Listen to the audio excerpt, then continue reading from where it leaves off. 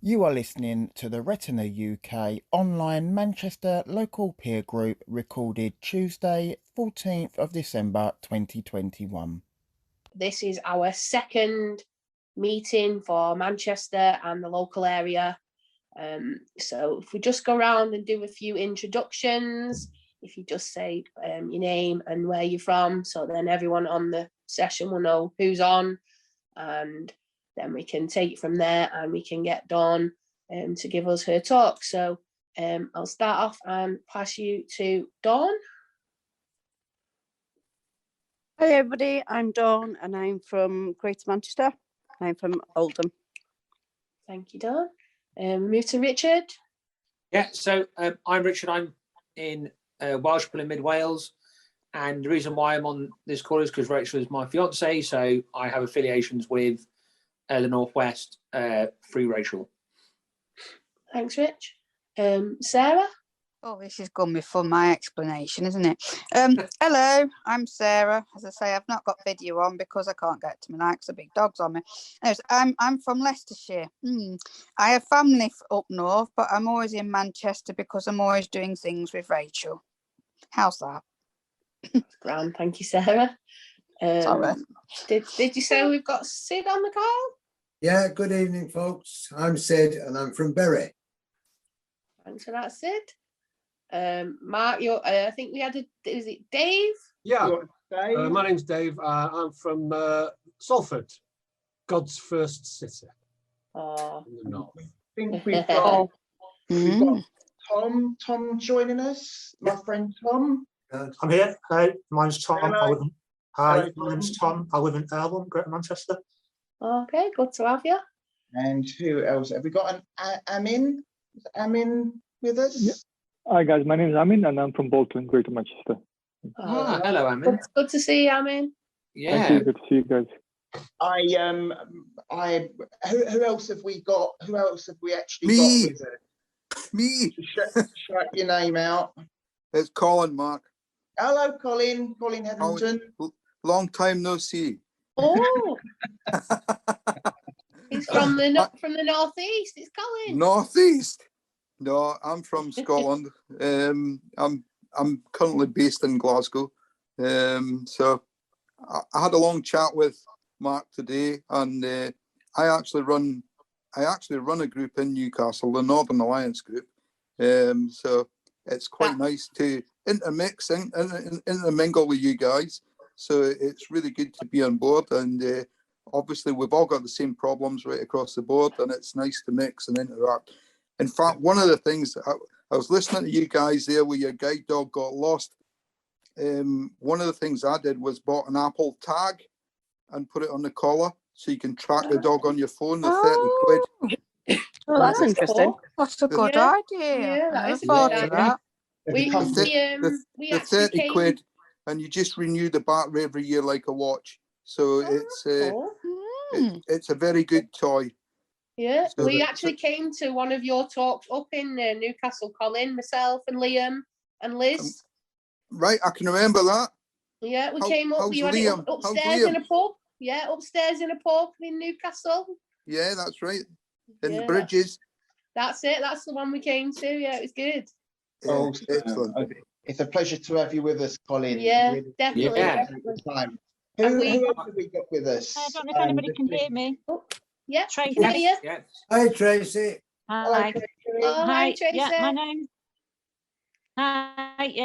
my name's Tracy. I'm the chairman of the Bury Society for Blind and Partially Sighted People, where along with Sid, we run an RP support group, which we've recently changed the name to Retinal Dystrophy Group. I'm also on the board of directors at the Bury Met Theatre because my passion is that the arts should be accessible to all disabilities, but of course, at the forefront of my mind is always visual impairments. And I have met Rachel and I have met Richard. She's met me many times, haven't you, Tracy? Thank you. Have we got anyone else on? I'm Pauline. I'm from Oldham and I know Dawn from the Link Centre. Hi, Pauline. Good to have you on, Hi, Pauline.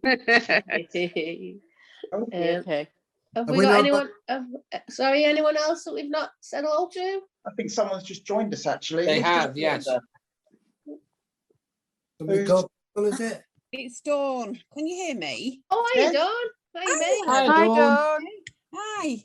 Hi. I'm sorry I'm a little bit late. I was having a nap. I'm really sorry. Oh, don't worry. If you just let us know who you are and where you're from, we're just doing introductions. Okay, no problem. So I'm Dawn Hewitson. I'm based in Colne.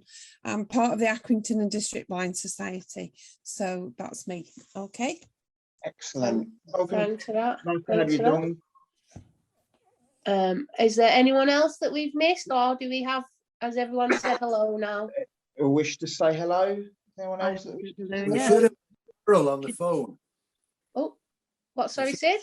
We should have had somebody called Carol Holmes on the phone. Oh, is she here? Don't know. Are you there, Carol?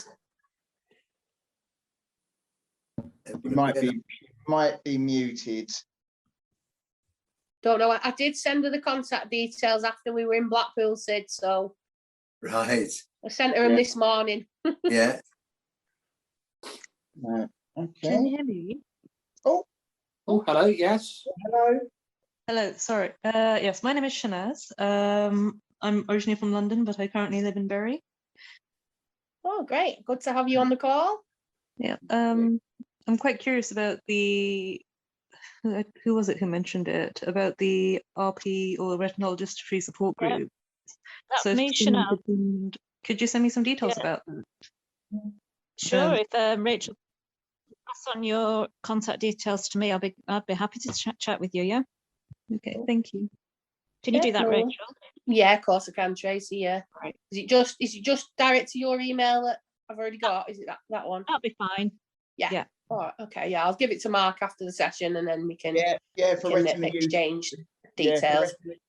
for Retina UK as well. We were also a sight loss research and support charity as well. So you know, if there's anything that we can do to support you with an inherited sight loss or inherited retinal dystrophy, then yes, if you're happy for us to for your details to be shared, then we can add you to our system as well. Just give you a little bit of an update, you know, and information about what we can provide, and then upcoming events. We do have a London group coming up on the 22nd of January. It's just been announced. So Rachel, I think you'll be interested in one of the speakers for that, and I'll ping you the details of that later. I think you might would like to come along and join that one as well. Yeah, what we've tended to do for those who haven't been on these sessions before. We started our first Manchester group back in October, where we had a doctor from the Eye Hospital in Manchester give us a talk. And from everyone's feedback, we're going to run these sessions now every other month. So we've got one today in December, and then we'll have them in February, April, and then we're hoping maybe in June time, whether the world allows it, we're hoping maybe to do a face-to-face meetup. But we'll go, you know, we'll take it one step at a time and see where we go from there onwards, really. So these sessions are mainly talk as freely as possible. You know, we can exchange telephone numbers and pass the details to Mark. As you know, with Retina UK, it's any inherited retinal dystrophies. Put my mouth back in.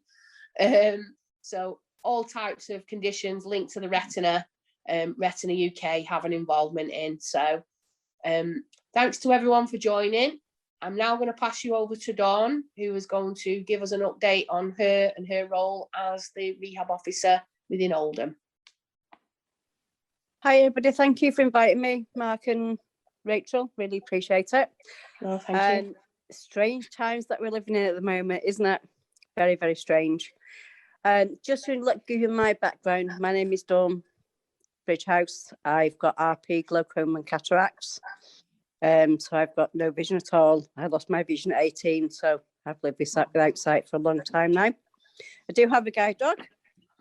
And the reason why I got into rehab was because I had rehab myself when I first lost my vision. And I wanted to give payback to some people because I found it so beneficial at the time I was living on my own. And I found it so beneficial. So I went and trained in Birmingham University, which is where they do the qualification. And that took me 2 years to qualify for that. So going to Oldham, I practice in Oldham. There's 2 rehab officers in Oldham, and we cover the whole of the Oldham borough. So if people are familiar with Oldham, there's lots of conurbations, and Royton and Yeah, Charlotte there's and Shaw. loads, isn't there, Dawn? Loads. Absolutely loads. So approximately there are 120,000 people who've got a visual impairment in Oldham. So it keeps us very, very, very busy. As you can imagine, with the older generation getting macular, we're extremely busy. But unfortunately, funding is very limited. So my role is to, everybody knows how to cook, everybody knows how to walk, everybody knows how to communicate. But what happens when you lose your vision? Things get reduced, skills get reduced, you lose your confidence. You forget a skill, how to, you cut yourself, obviously. So my role is to keep you as safe and as independent as you want to be. So the majority of the people I teach are from, well, I've got some babies on my system, up to, my eldest one was 112 years old, which was amazing. She was just absolutely amazing lady, absolutely fantastic. So I'm trying to keep people as independent as they want to be. You have a decision if you want to carry on with things. I could initially go out to see people, doing assessments, which takes an hour. You know, it's a very informal assessment, although there are questions I have to cover. And then I come up with an action plan with you. So that could be, you want to do some mobility, you're struggling with the road crossings, you're struggling with the route that you do every day, you've fallen, you've lost that confidence. It may be some cooking skills, you know, from a simple basic task of cheese on toast to somebody wants to do spaghetti bolognese. So I'm up for anything, me. I can do anything. I'll do anything with anybody. Again, communication, it could be Braille, it could be computers, it could be the iPad, it could be the Synaptic, it could be anything. So I teach people that as well. Again, unfortunately, because of COVID at the minute, we have been told as of yesterday, we can only do emergency visits only. Now, you tell me what's an emergency visit. You know, everybody's got an emergency, you know, from pouring liquid on yourself to struggling with getting the door key in the door to struggling putting the cooker on. So I say to that, I will go out to see people no matter what. The only thing, obviously, I have to be very cautious with PPE and things. We are double vaccinated at the minute. We're waiting for our boosters to be done. So the other thing we do travel. So we do train travel, tram travel, bus travel, which is very interesting. We can't go out of borough. A lot of people think we're going to go to Blackpool for the day with them, but unfortunately we can't. I'd love to, but I can't. You know, I'd just got a day trip to Blackpool with people, but again, we can't do that. But anything within the Greater Manchester area you can do. So if somebody wanted to go into Manchester from Oldham, we're able to do that with you. Or if somebody was in Manchester University, we could do that with you as well. And we do work across the boroughs because we have a rehab officer in each borough of Greater Manchester, or should I say most boroughs. So we work together as well. Now, it does vary from, I thought, local authority to local authority, what equipment we can issue to people. Within Oldham, we are quite lucky. We issue talking clocks, liquid levels, canes, writing aids, things like that. We have got some magnifiers, not all. That's just what people have handed back to us, and we can recycle them again. We have been donated quite a few bits of equipment as well, some basic CCTVs, so we do that, give them to people. But it's very few and far between we get them. Obviously, bigger pieces of equipment such as CCTVs or prodigies, we can't supply to people. It does have to be bought by yourselves. But it's every day is a different day for me, and I absolutely love it. You know, not in this weather. It's pretty cold at the moment, But that's a pitfall of the job, but I absolutely love it. And it's about keeping people safe. It's about people keeping them independent, which is very, very important to me. And I'm sure it is to you guys as well. So we can teach daily living skills, communication. So people starting out with the new iPads or new iPhones, the Samsungs, Synaptics. We've got good relationships with Apple stores and Synaptics as well. So we try and get people a bit of a discount as well. So, but that's not always guaranteed. So not all come and now I want a new iPhone or a new iPad. But yeah, it's absolutely love my job. And again, for me, when you go to see people, they're a bit, what they're going to ask me the questions. So I try and reassure people and then explain to them that obviously I've got visual impairment as well. And that kind of relaxes them a little bit. They're not talking to somebody who hasn't got a clue what they're on about. And it kind of just reassures them and they kind of open up a little bit more then. The only thing we are missing at the moment, which I am starting a course in January, we're starting a counselling course. And we desperately need counsellors in the Greater Manchester area for people. Yeah. Desperately. So has anybody got any questions so far? They've all stunned in silence. Dawn, sorry. Is Bolton one of the rehabs for Greater Manchester? It is. I don't cover the Bolton area, but they do have a rehab officer. If you want me to get your details of that, please let me know and I can certainly get the details for you. Please, if you could, I'm struggling to get hold of anyone there. Absolutely, of course can. Not a problem at all. I can do that for you.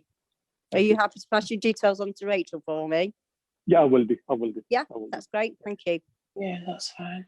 And just to ask Dawn, is it still do you know is it still Debbie Carmichael over in Stockport? It is. Yes, yeah. Debbie Carmichael in Stockport.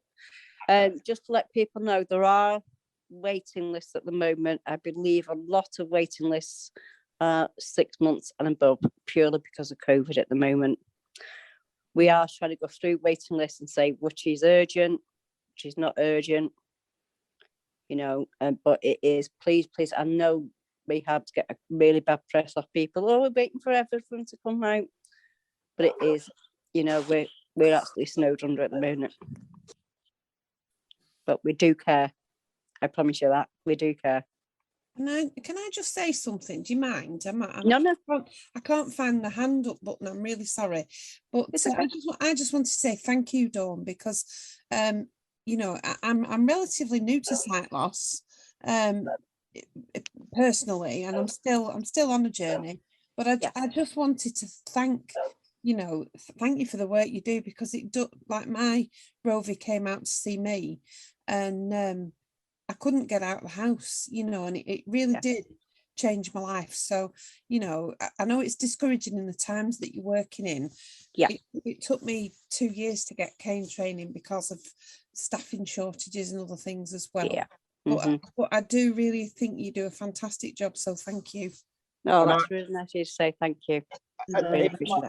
It's Mark here, and I actually second that. I've been doing cane training now for about 8 weeks.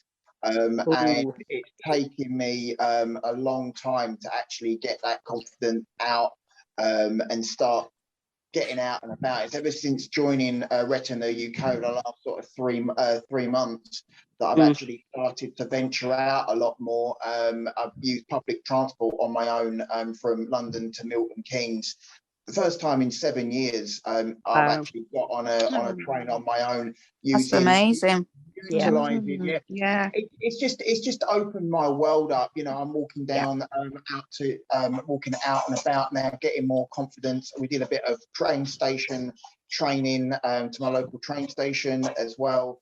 And it's just using the services that are there at your disposal. Like a lot of people just underestimate the work that, for example, the TfL do, Travel for London, the assistive guys that work there in and around the London stations. They'll take you from one platform to another. They are. I was just waiting and just waiting for my dad, you know, and someone just come up to me and said, do you need any assistance? Can I take you somewhere? It's fantastic to know that you've got that support out there, you know, complete strangers wanting to take you where you need to go. So anyone that feels that they haven't got the confidence, you know, get in touch with your local council or sensory impairment team, and they will set you up with a Rovi. My guy's going to help me start swimming in the new year. He's going to start training me for my next fundraising challenge. So that's it. I mean, what we do, we say to people, you know, we can teach these skills because you've already got the skills. It's building and enhancing the skills. We say, tell us what you want to do. Luckily for me, I've got no time scales on my job. You know, I can spend 2 years with people. I can spend as much as you want to with people. You know, and that's the beauty of my job. It's not a quick, fast, thank you, there you go, bye-bye. It's, you know, building on it, getting your confidence up there, getting you out there, because life's for living, you know, and it's going on that journey, you know, and we're all going on that journey. Yeah, definitely. And I'd say also the fact that I reiterate, you know, I know Dawn very well in the last few years, and the fact that you are visually impaired yourself, you can emphasize with us because you're living and breathing yourself, you know, your RP, glaucoma, your cataracts, you're living and breathing that. And, you know, I'll be biased because I've seen you doing your job, and, you know, you're very meticulous, you give people lots of time, and like you said there, you've got no time limits. You work with the person as long as you need you for, and you're not one of those that just says, oh, you've had your time slot now, off you go. So guys, a little tip. I do a lot of train travel, Mark especially there. I do a lot of train travel. I travel everywhere. There's a new app called Passenger Assist. I don't know if you've used it. It's brilliant, Colin. It is very, brilliant. very You don't have to. It's a lot better than having to speak to Journey Care, I must admit. Yeah, it takes a lot of hassle away from a lot of stress points. So very, very good. Yeah, it is. It does. It does, Colin, because I live here in Wales, where in the past Transport for Wales would like, I could do the assistance if the journey was like going to Rachel's, it's all Transport for Wales. But if it was going from Transport to Wales onto a cross country onto an Avanti West train, they wouldn't do it for me because they said, oh no, you got to do the assistance through the train that you're going on. Where with the passenger assistance app, it cuts all that out, so you can just do it from your start point and your end point, and it cuts out all that hassle about knowing who to ring to do the assistance. Yeah, the last time I really put it to use, I went from Glasgow to London Euston, and I put it in, and then I was met at London Euston, and then we were heading to Maidenhead. So I had 2 tube journeys in the middle of that, and there was someone waiting for us every single step of the way. So and then they were waiting for us at Maidenhead as well. So absolutely brilliant. Brilliant. Yeah, definitely, especially if you're traveling alone and you've never traveled before. That confidence, you know, I'll still remember now the first time I traveled alone to London, and I got to London and there was nobody there, and I ended up I've got the confidence to ask the cleaner to help me, but I know there's people out there that wouldn't have that confidence to do that. So that's why they're there now, aren't they? These assistance people, they help us, they're brilliant. Yeah, they are very good. Has anyone got any questions about any of the equipment that they struggle with, or just to say, Dawn, what, because so I got a friend who lives in Stoke-on-Trent, and they don't have a Rovi. It's non-existent in Stoke-on-Trent. Right. They've got one in Newcastle under Line, but they won't come from Newcastle under Line to Stoke-on-Trent. Wow. Even though Newcastle under Line is basically 50 minutes from Stoke. Right. Okay. And where my friend lives, he can't get out and about because he hasn't been given any like he can use a cane confidently. Yes. So when he comes to stay here at mine in Wales, we go out and walk so he can use his cane. But he's not been shown any routes or had any mobility where he lives because he hasn't got a Rovi. Right, because again, this is another tip for people. If they haven't got a rehab officer or OB, whatever you want to call them, in their area. There are agencies that are dotted around the country that do supply freelance rovers.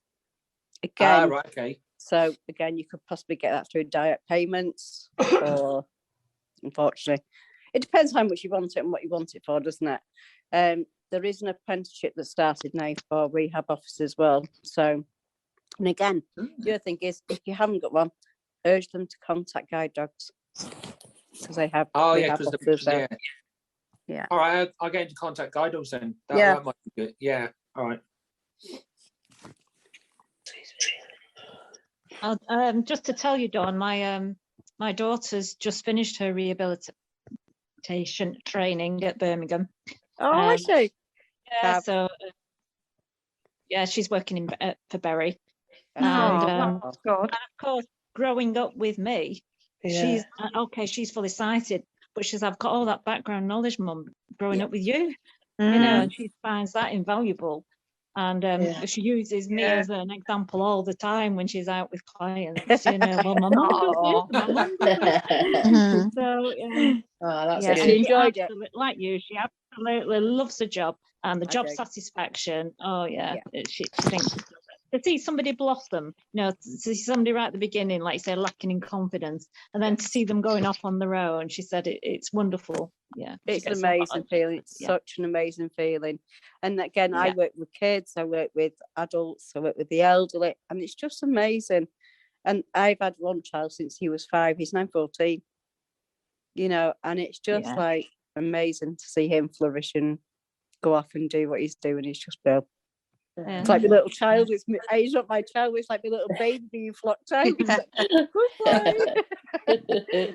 it's lovely. Like for me here in Welshpool, Dawn, I've had the same rehab officer now. I think it'd be either 20 or 21 years next year. Crazy. That's good though. It's a really good thing. Really good thing. Me and my colleague is fully sighted. So some people say I'm the good cop, she's the bad cop, and then it's like, oh. So no, it's funny. We have a good laugh with it all. But it's great. I love it. Absolutely love it. Very passionate about it. You can tell you are, Dawn, about what you do and how you help people. It's lovely. And I will fight everybody's corner, including you guys. I can do something to get it improved for you. I will do. Can I ask the training in Birmingham? How do you go about training? How do you apply for it, or how is it all done in Birmingham if someone wants to do?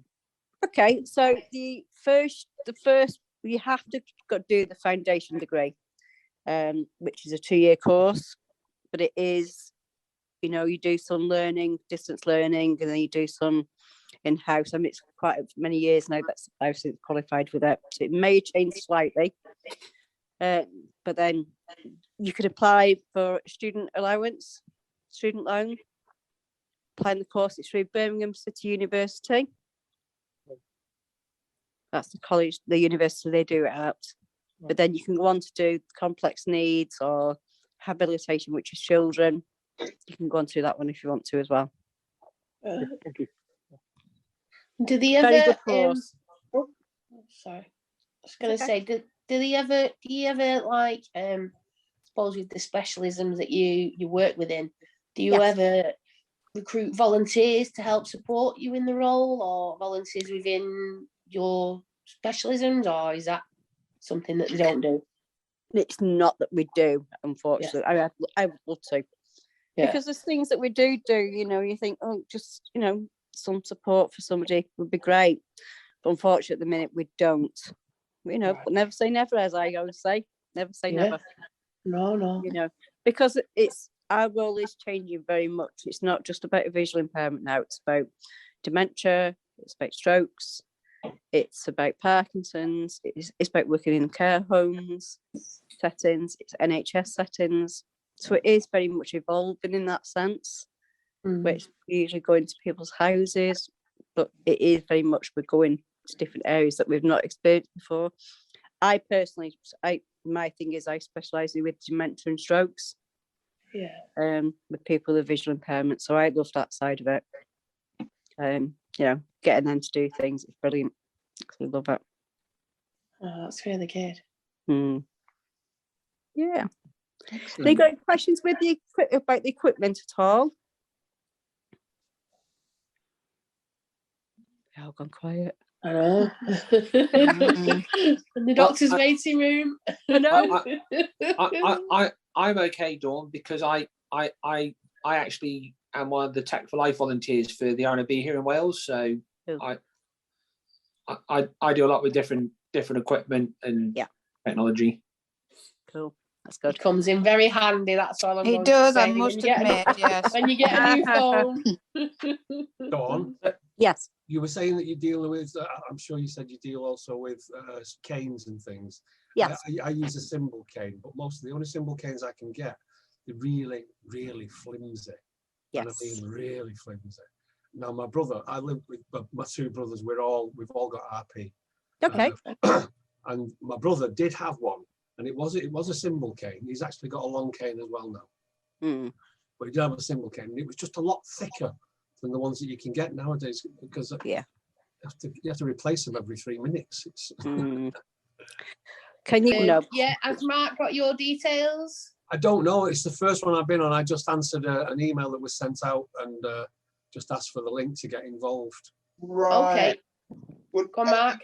Yeah, at the end, you can. I'll do is I'll give full details of Retina UK if you want to get sort of signed up with us, so you will actually get email update of when the next Manchester peer group is going to be held. Yeah, well, I'll get that, Mark. But it's a case of. But I'm happy outside the.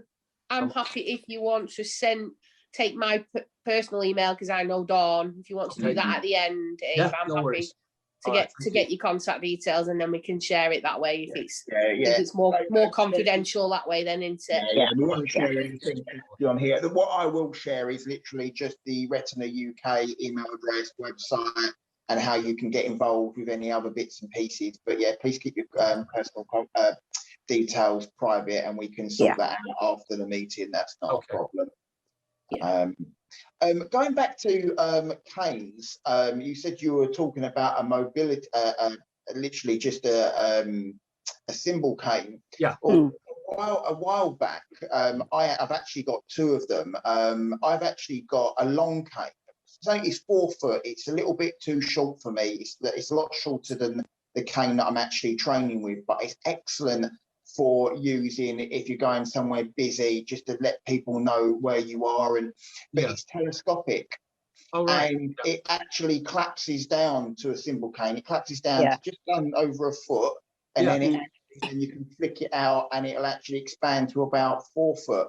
But unfortunately, the company that I got them from, it was actually, they were sourced through the QAC and I've actually been speaking to, I think her name's Jenny, to see whether we can actually source more of these into the UK. But the manufacturers, one in Germany, and I think the other one that was based in the USA, are not making them anymore. They're trying to find an alternative supplier. Because I said so, they're absolutely brilliant. They're so light. They're all carbon fiber. They're lightweight. I clip mine to my belt when I'm out and about.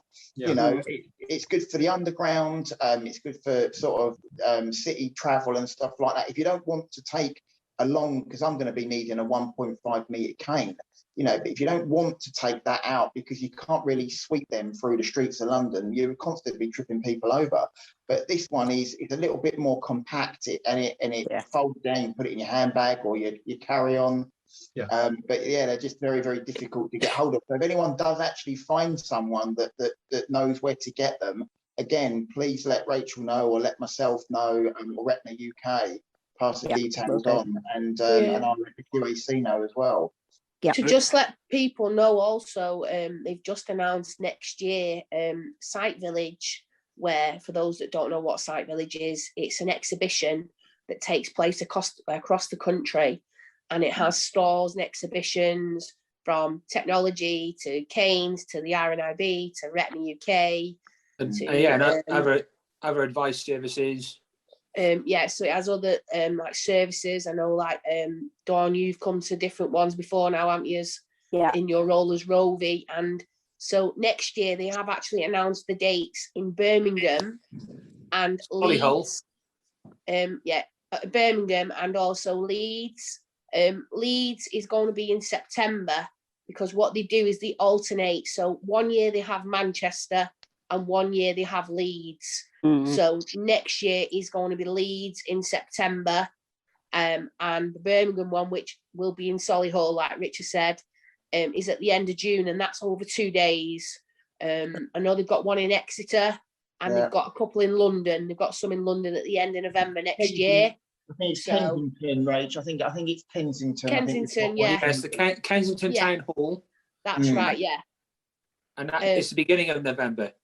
Yeah, they normally are, aren't they? So just for anyone that's new to sight loss, who wants to go along to those events, I've been to them, Rich has been to them, I know quite a few people on here have been to them in the past.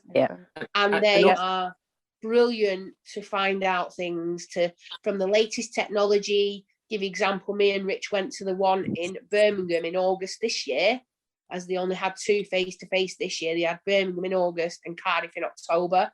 And we managed to get JAWS for the most up-to-date JAWS for, what was it, 90 odd quid? It was £95 to upgrade from the 2018 version to the 2021 version. And then we paid another £95 to get the service maintenance agreement so we paid £190, but that gives us now until version 2023. Oh, mate, that's good. So yeah, just little things like that. You know, like I say, they've got stands and stalls and exhibitors such as Sight and Sound and the RNIB and Optelec and Seeing Solutions. Normally they have about 100, maybe more. The one this year only had 15, so it was a lot smaller because of COVID. Yeah, the one in Birmingham had 15 stalls, and the one in Cardiff had, I think it was like 35 stalls. So next year they're hoping to go back to where they have like 100 to 200 stalls. So just really to give people heads up about that one, that there will be things out there coming new on the market to look out for. I think Retina UK will be attending. I think we might even we're going to have a stall at a few of them darted around. I think it's about 3 or 4 that we're actually going to be attending next year. We've also got.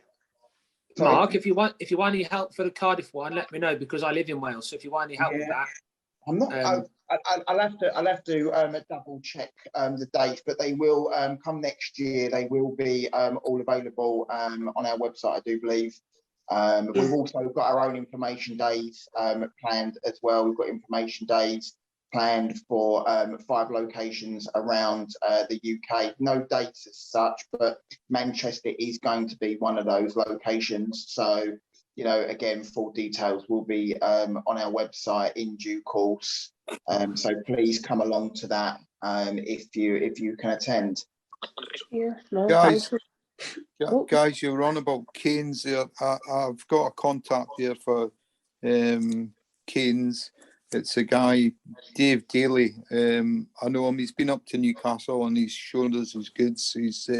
He's actually made a cane with a light on the bottom quarter of the cane, so you can get it in white light at the bottom of the cane. I was actually out in the dark with mine last night.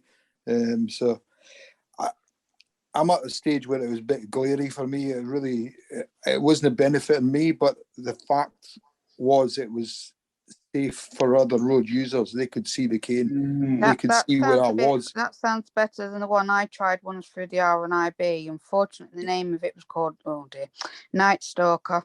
And it was red, but it was a red light on it with a chip in it, which I trialed.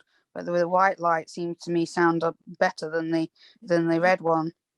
You can also get where you can get the cane that you're talking about, Colin. I think the ones I saw about 130 quid, but you can actually get one of the users in our group. She actually has a light that clips onto your cane. Already clips onto your cane. You know, the RNIB do it, don't they? 15 quid for that. It's one. Yeah, it is. Yeah, I've seen that. Yeah, I think if you bought it direct, you might get a wee bit cheaper. But I'll pass the number on to Mark. So Just say something. No, that's brilliant. Sorry, go on, Dawn. Do you mind if I just say something? I Yeah, don't, yeah, carry on. I don't understand why canes are so expensive. You know, because it's basically it's a tent pole, isn't it? You know, a tent pole for. I've done a lot of camping over the years, and I've got two canes. One's a bit too big for me, and the other one's just right. But it is basically just a very small tent pole with with an elastic through it that helps it to collapse. And I can't understand why they are such extortionate prices. I've lost mine a couple of times, and I just find it really. All right. Yeah, I don't know why they are as expensive as they are. Oh, Like most of the equipment, isn't it? Everything's so expensive for us. They've got you over a barrel. Yeah. They How say come it's in the some places? manufacturing. Sorry, go on, Dawn. They say it's the manufacturing side of it that's the price point that goes up. So yeah, it's not the cheapest of things. I think the problem with the light up cane when I spoke to him was it's brand new technology. It's the cable's stretching it. So he's got a foldable cable in it to supply the electric from the top to the bottom. But to get it cheaper, he really needs to buy 10,000 at a time from China. So it's one of them things. It's getting better and better, but he needs to get the bulk. He needs to get the bulk to get the price down. Just to say that light you were talking about, Reg, it's called the Pharos light because I've got one. Yeah, well, I know the cane with the light on the end because one of my friends has got one. I think she paid £130 for her cane, and I'd be scared to death of losing it. Or a dog chewing it. Yeah. and the Wi-Fi one you were talking about, Rach, that's the one that's called the WeWalk cane, but that's you have to buy that from America, and it works out about for everything. It works out about £430. Oh God! Wow! Wow! How come do you think, Dawn, in some areas the Rovies give canes to people, where other areas you've got to buy them yourselves? It's all down to funding. All down to funding. What we say is we will give obviously the first cane, second cane, but after that, if you lose it, I mean, obviously we'd never leave anybody without a cane. Yeah, it's mobility, but we'd always say if it's coming to, because we have the serial ones that lose them every week, but you've got to take a bit of responsibility for yourself, really, haven't you? We'll say, you fight yourself. Yeah. I like to know where people lose them. If they lose them out and about, how do they get home? You know, exactly. You need your cane to navigate and stuff. You know? But people leave on the buses, leave in shops, leave in restaurants. Well, I've got one for you, Mark. Mine actually went in the canal in Prague. As I went down the ramp with my mum, she forgot to tell me there was a gap, and as I went down the gap, my cane slipped out of my hand, and the canal in Prague lost it. So I felt lost then for the rest of the holiday. So I came back, and my lovely Rovie in Stockport, I was like, I need a cane. I've got no cane. You should get one of those. If you ever drop something in water, you can get those little things. They're designed for car keys. You drop your car keys in water. As soon as this little device hits the water, it reacts with it, and then it bursts, and then it inflates. So it brings whatever you've dropped in water back to the surface. Wow! That's good. That's good because I had the poor guys off the boat. We were going on a little boat trip, and the poor guys from the boat trip were trying to get it out of the water, and let's see, it just went bubble, bubble, bubble to the bottom, and we never saw it again. It's trying to fish. It's trying to fish things out when it's floating around in a river that's moving. It's like we have to go to the next bridge to see if we can try and grab it. But there's so many little. You were talking about the little tags that help you find things. I've got. They're called tile, and again, they're tiny. You can get different size ones. There's ones that's flat. You get ones that are round, like the size of a polo. And I've actually got them attached to both of my dogs. And I'm always leaving them outside, you know, and I think, where's one of my dogs gone, you know, and I realised that they're outside. And I actually, because they're connected to my Googles, I just actually say, where's the dog? Or ring the dog, ring the dog, ring Penny, ring Daisy, and it will go locate, and then their little tag will start singing, and then you just go up to it and switch it off. And they're only about 16 quid each, and once they're on a dog tag, they won't come off, and they actually last about 3 years, and they're fully waterproof. So the dog can go swimming, or you can wash the collars, Oh, wow. That's a good idea, that is, yeah. I've actually got one of them. I've got one on my phone. I'm constantly putting my phone case. I've got a clip for my phone case, and I'm constantly putting it down, and I can never find it. And I've actually got one on the inside because it's only a couple of millimeters thick, and it's about the size of a tea bag, but it's really thin. And again, I say, where's my phone case? And it will start singing to me. And but all the things you can get that you can actually pair with your home assistants, your lights, all of my house is completely lit up. All of my Christmas tree, which is just behind me, all lit up through the smart tech of a home. I can just ask it to turn the lights on, turn the lights off. These little things are not designed for the visually impaired community involved in mind, but they make such a difference. Definitely. So it's good. I love technology. Definitely. Is Yes, there any? I can tell you a wee story. You're on about canes there and how you lose them. I was talking to a lady, and she stopped me, and she says, my father was blind, and he was 80 odd and what have you. Usually they expect you to know everybody in the world that's blind. So, she was telling me a story about he crossed the road into an island, and he was stuck in the middle of the island, and he couldn't move because he'd been playing about with his cane, and he changed the ball on the end. But he hadn't put it on right, so his whole cane fell apart, and he was left with the top piece of the cane, and he thought he was poking in a big hole. So he was stranded. He's stranded in the middle of the dual carriageway for ages. Oh no! Oh no! That's so scary for him. Bless him. Yeah, I bet. No, your cane does come in very handy. I know when I was in Malta, and I slipped because it was a wet floor, but they didn't have a sign, and my cane stopped me from breaking my leg, and my cane was like a fishing rod. So for the rest of the holiday, I had to rely on my friend's mum to help me around. Bless you. I've broken many a cane walking into the back of cars parked up on pavements. Oh dear! Don't get me started on cars. Don't get me started on that one. No. Oh, I'm still waiting day. for I'm still yes, the person that sat here is the one that asked for the consultation to take place. But I'm still trying to get hold of find out what's happening with it and how it's going to go any further forward. But with long canes, even though I've got a guide dog, I must admit I still use my cane, and I'm glad I do when I can't take Nelly or Kiki with me, and I just use it, and I'm glad I do, really. Well, yeah. I suppose because you've had Rich with your being so tall, your cane being, what is it, 150 centimetres, with you being 6'3" sometimes. It's 150 centimetres, but it's still not long enough for me.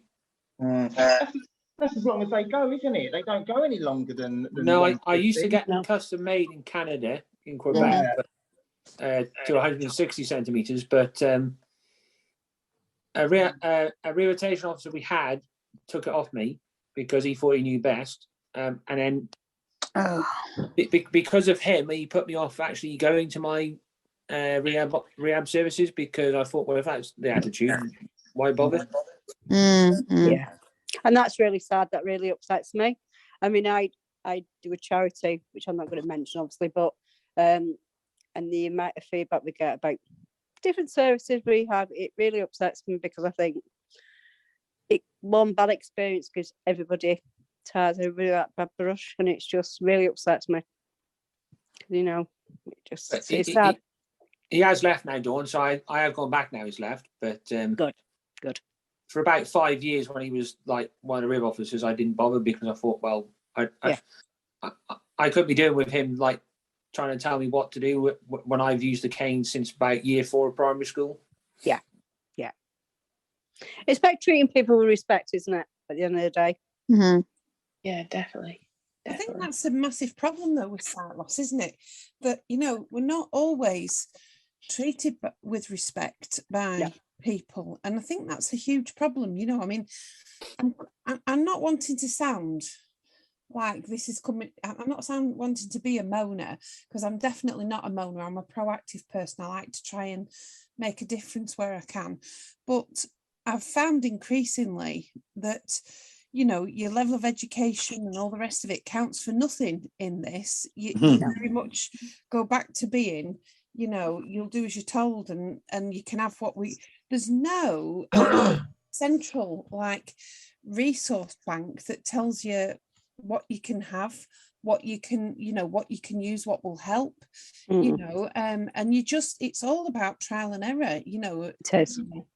And I appreciate that everybody's sight loss journey is different, but for me, there is a great need for a guide or book of some sort that will help your family members, not necessarily you, but your family members, to signpost where you should go. If you like, for example, I run a group in Colne once a week, and there's people that come to that group, and I find myself really at a loss as to where to signpost them, really, because I don't know. There's a lady that wants a kitchen work surfaces like lit up better, and we're really short of, I mean, I think we've only got one Rovit in Lancashire that covers, you know, quite a big area, Yes, really. it does. You know. Yes.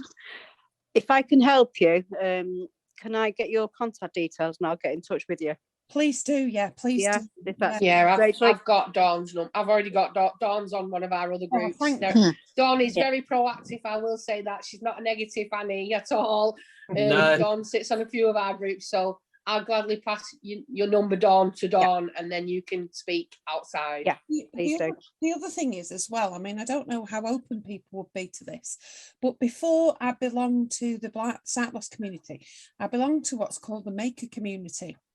And I've wondered about, you know, sort of taking a prototype to the maker community. There's a place in Oldham, actually, a guy called Dr. Andrew Robinson, who used to work at Manchester University, and he now currently works at MMU. And he's like an inventor, if you would. He makes loads of electronic things. And I keep wondering about whether or not to approach him to ask him how much it would cost to commission him to make a better cane than what we've got already, and what the requirements for that would be, you know, sort of thing.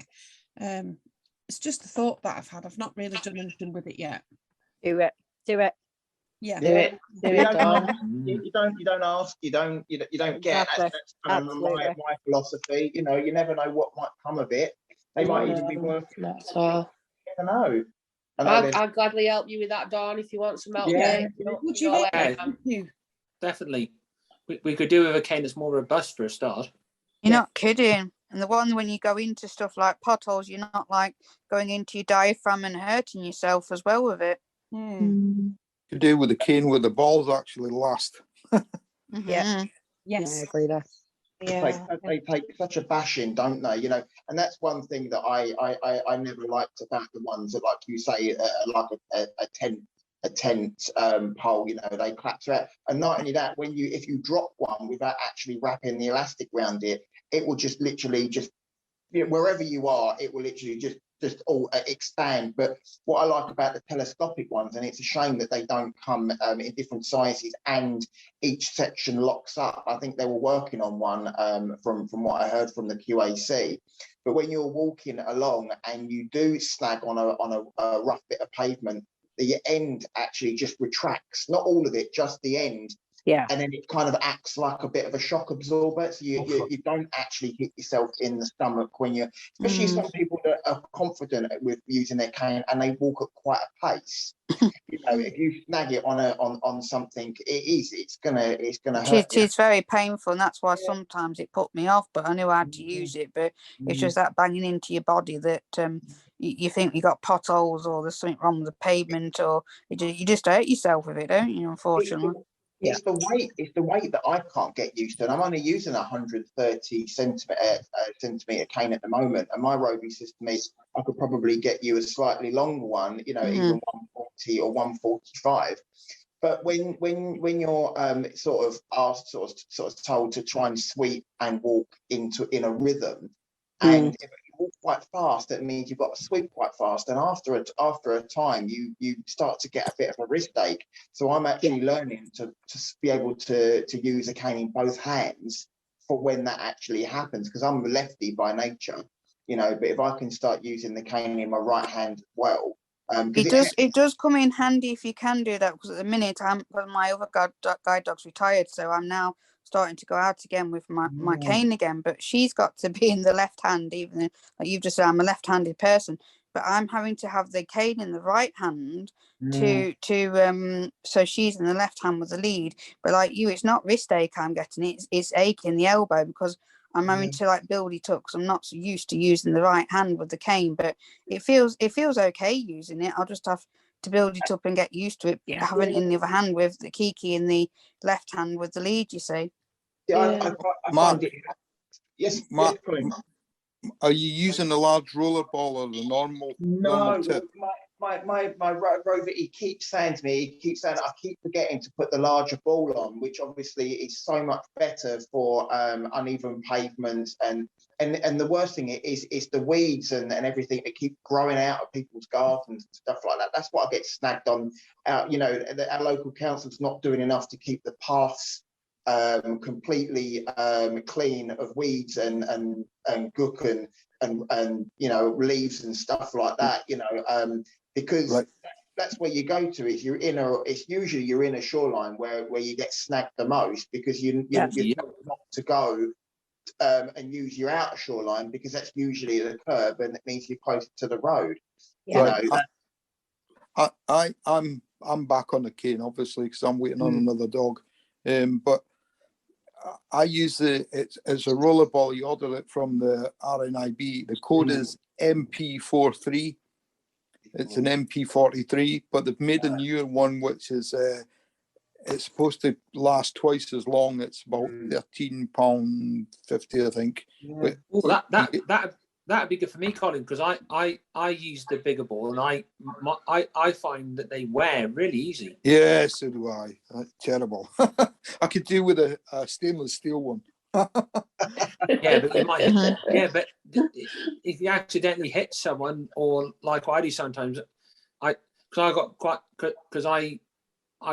a like broad shoulders, so sometimes I swing quite wide, and I kind of thought, yeah, you can have a stainless steel, but you'd end up putting holes in the walls, wouldn't you? Yeah, definitely. And I know everybody's let them know you've arrived. Oh yeah. Yeah. And I know everybody's saying about the practical reasons of the cane, and of course I get that. I use a cane, but I want it to be aesthetically pleasing as well. And I'm on the search for one studied with Swarovski crystals. So if anybody knows lovely, of any, yes. If you find one, can you? I'm such a girl, and I like to look nice, and I want my cane to look nice. Why can't I have crystals? Why not? Well, from the RNIB. Tracy, one of my friends, do you know what she did? She got she had a cane, but she got the covering for it, so she has a pink cane because she wanted to be all girly. Yeah, why not? Why not? If you find a crystal one, wing it my way. Well, that'd be an idea, wouldn't it?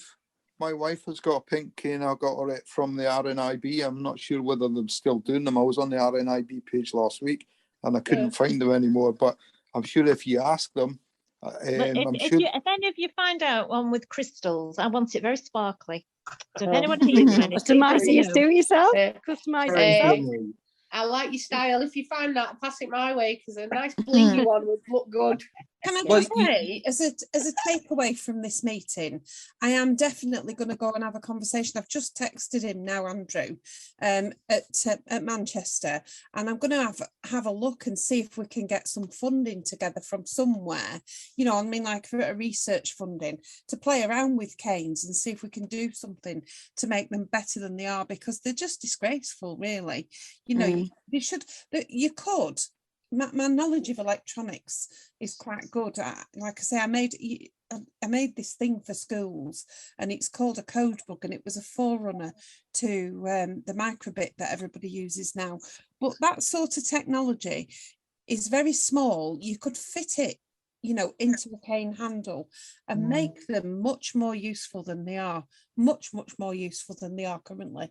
That Dawn, that's what the WeWalk cane is. So the WeWalk cane, although it's pricey, yes, it goes to an app on your phone via Bluetooth, and then it also in the hand, you can also use it in the handle of the cane. Yeah, and it gives like audio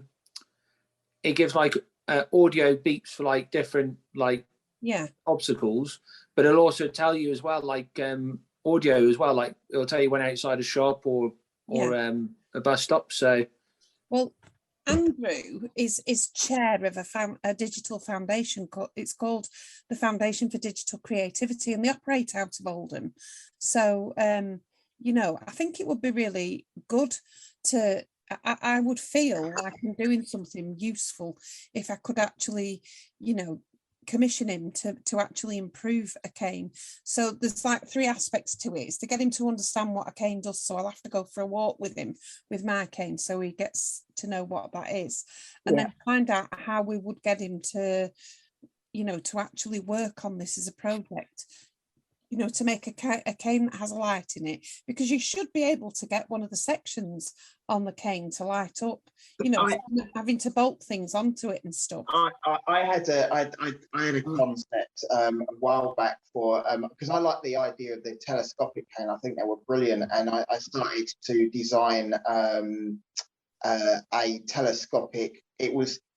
I couldn't find, because most canes are carbon fibre, and carbon fibre is not see-through, so I had to use polycarbonate, which is, and then I kind of wrapped it in kind of that white privacy tape that you can get, which has got it's quite see-through.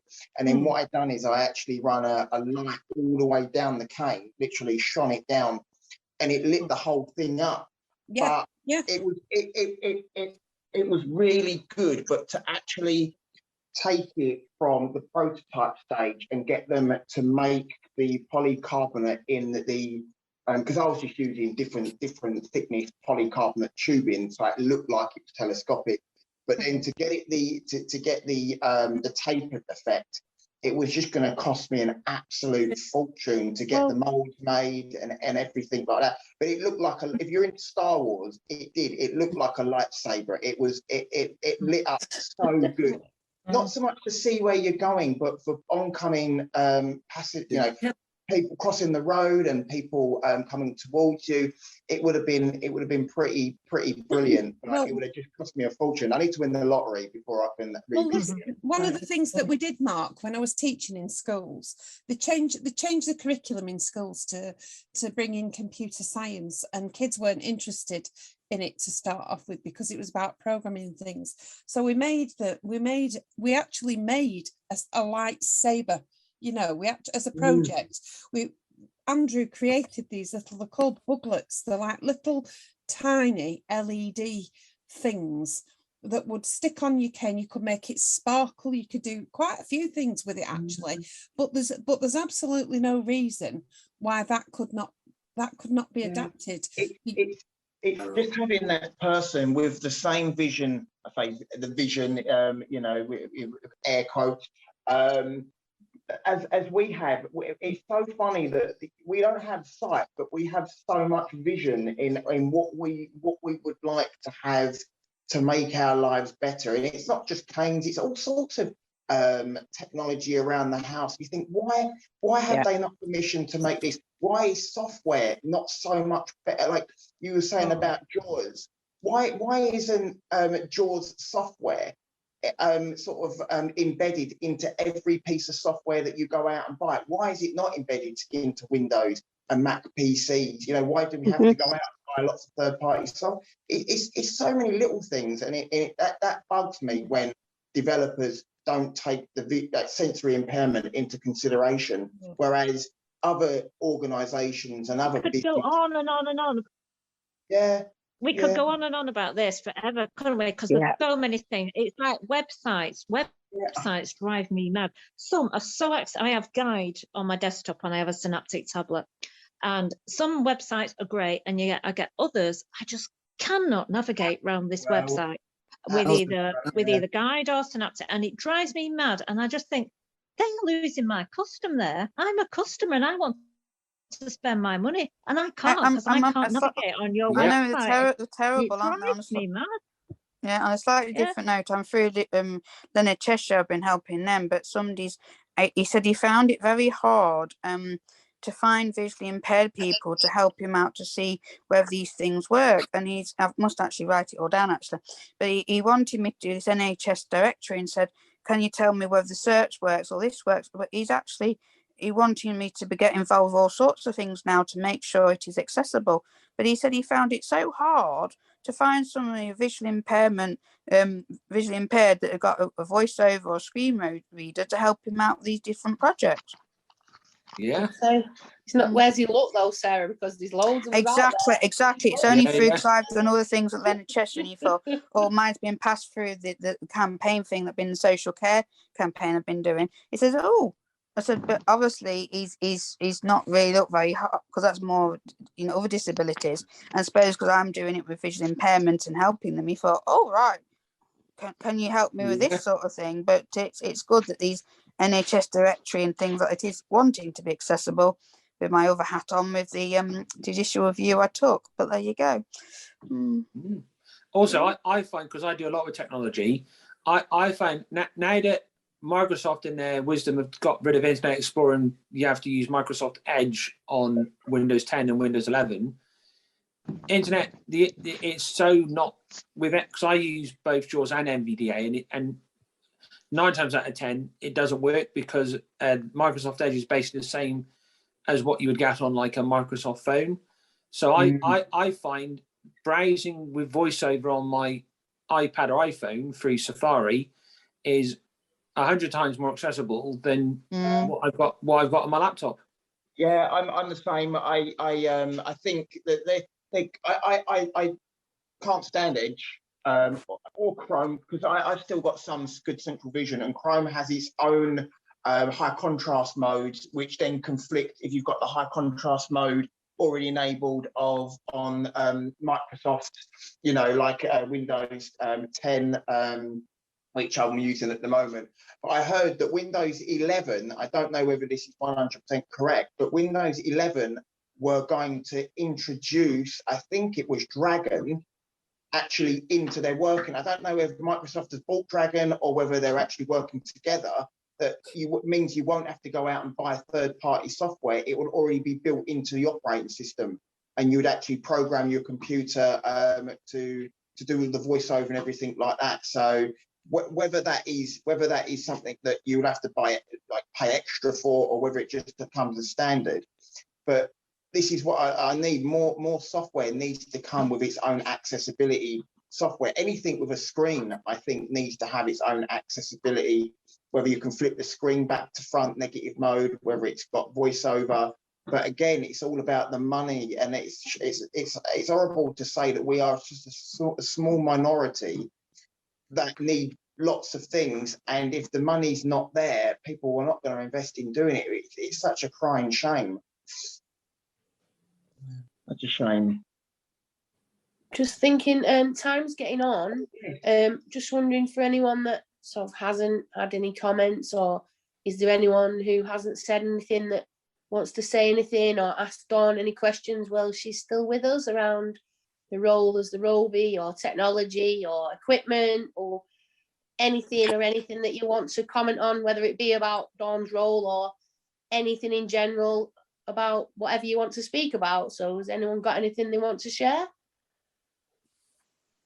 I'd just like to say, I'd just like to say that I'm getting on a bit now, but it's wonderful to know that the work still goes on. We hope you have enjoyed this recording. If you have any questions, queries, or wish to leave any feedback, then please leave it in the comment section below. Alternatively, you can send your inquiries to info@retinauk.org.uk.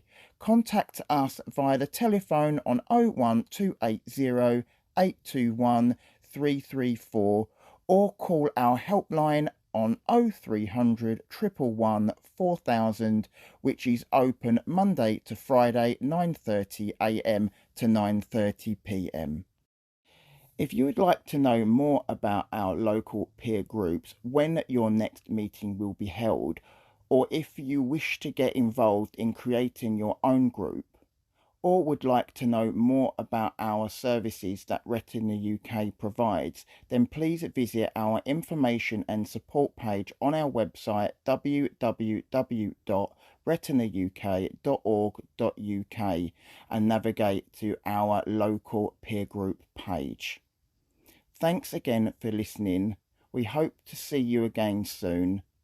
Take care and bye for now.